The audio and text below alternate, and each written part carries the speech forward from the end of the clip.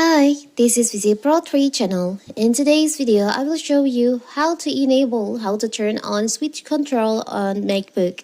Before you get started, don't forget to subscribe and turn on the notification to keep you updated about this channel. So let's go. Switch control is a helpful accessibility feature on Mac. It lets you connect an adaptive device and then interact by entering text, selecting items, and controlling your Mac. If you want to use switch control for you or someone you're sharing your computer with, in this video, I will show you how to turn on this feature. So you can just open the system preferences on your Mac and go to accessibility.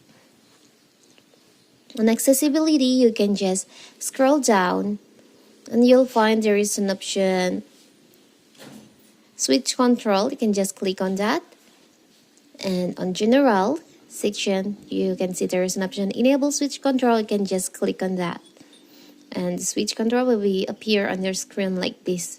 So here the switch control that you can use on your MacBook. So simple, right?